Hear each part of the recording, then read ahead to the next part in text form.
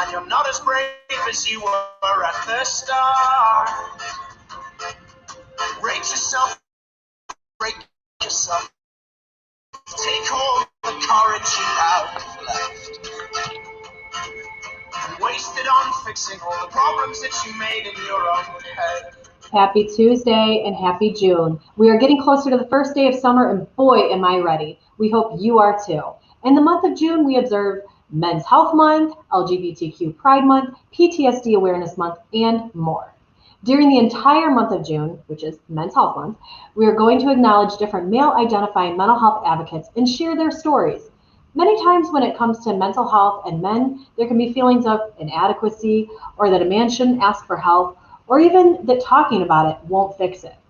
Society always jokes about men not reading the instruction manual or asking for directions, but there isn't discussion about how this applies to health. The men we will be focused on are helping to dispel these myths and more. As Man Therapy says, you can't fix everything with duct tape. So stay tuned during this month and learn more about these men. Now, Ashley is coming to you live from the NAMI County office in Bowling Green, Ohio, to share our upcoming events. Hello. Hi there. All right, we have a lot of excellent upcoming events. As a reminder, there is still time to participate in the PreBurn in honor of Mental Health Awareness Month. Through June, you can purchase this year's Mental Health Awareness Month T-shirt and donate to the PreBurn.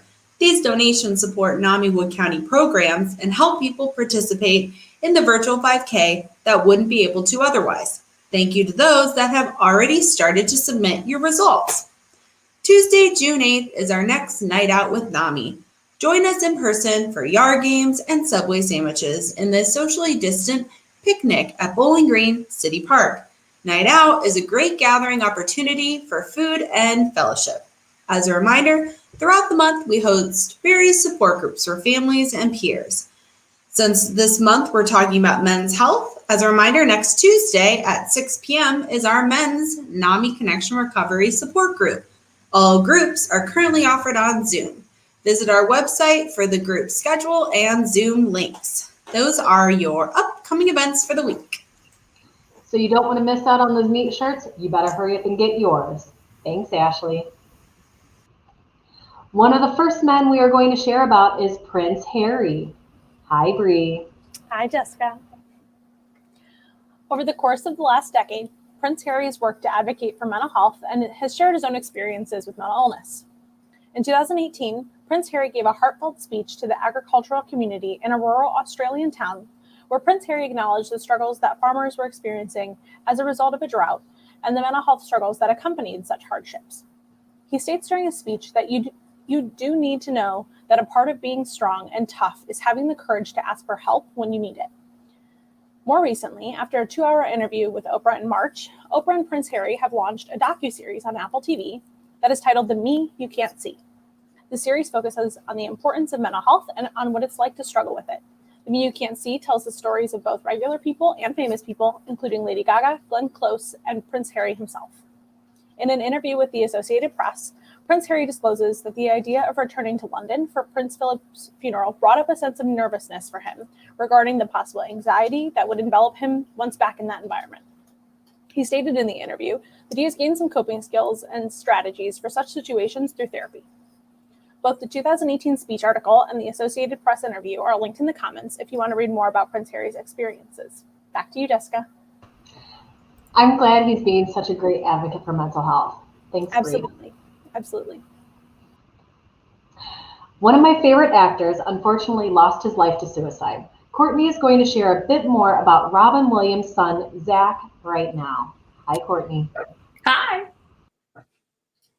In today's Mental Health in the News segment, this will include a conversation about suicide, so please make sure to take care of your own needs as we discuss this topic, and feel free to tune in at a later time at a different segment if you need to. Many of us knew Robin Williams for his many acting roles throughout his career. As an incredible comedic actor, he always knew how to make his audiences laugh. In August 2014, Robin Williams died by suicide. This shocked many fans and the public, but it was also very devastating for those who were closest to him, including his son, Zach.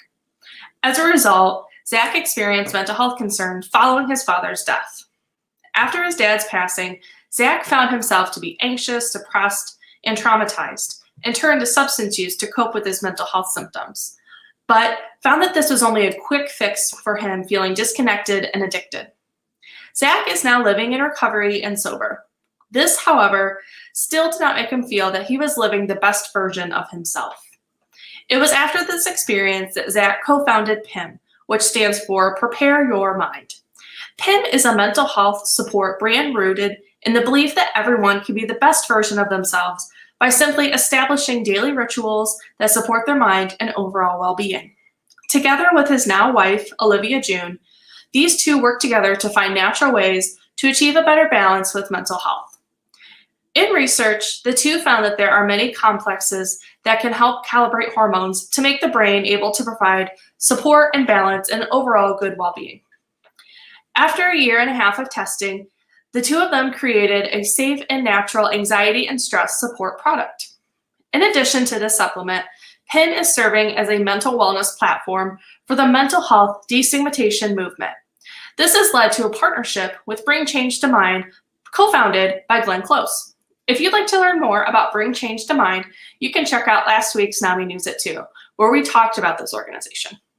In 2016, Zach spoke about his father's death openly at NAMI in San Francisco. Zach expressed, quote, "I'm standing in front of you here as someone who is directly impacted by mental illness, as someone who seeks answers about how mental illness affects my life and those around me, and as someone who has dealt with the disease personally.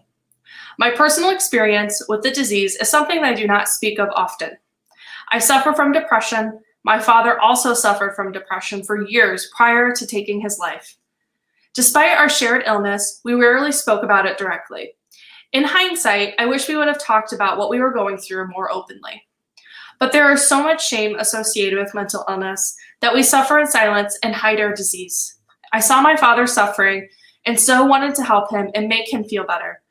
For a son to have to share his dad with the world and see someone give his all to his fans, only to find him drained and vulnerable in private, and not being sure what I can do to comfort his pain is a terrible feeling. I lost my father to depression and suicide, and it is an incomprehensible thing to go through. If you are interested in any classes and support groups at NAMI Wood County, you can visit our website that's listed in the comments below." That's all for Mental Health in the News. Thank you for talking about this, Courtney. I'm glad we're still able to celebrate Robin's life. Yes, absolutely. So who's in our self-care corner? It's not Sherry. Hi, Ashley. You have some fun tips for us? I do. Thank you. So in honor of June being Men's Health Month, I want to talk today about mental health and self-care for men. I have a few tips for self-care as well as some ways to help end stigma around men's mental health. You can find support through men's groups. This can be things such as intramural sports teams, church groups, or men's retreats. Here at NAMI, we offer different support groups and classes like peer-to-peer and RAP as well, where you can connect with other men. The second and fourth Tuesday of the month, we host a men's recovery support group. They meet next June 15th. Don't be afraid to ask for help from your doctor or those around you. Physicians can help guide you to the right therapist or treatment plan for a mental health condition or just a difficult life event. Finally, practice self-care every day. This can include exercising, getting enough sleep, and doing the things that you love. I'm assuming that's it. Yes, those are our self-care corner for today. Well, thanks for sharing that, Ashley. And thanks, everybody, for joining us today. We hope you have a good week. And until next week. Bye, everybody.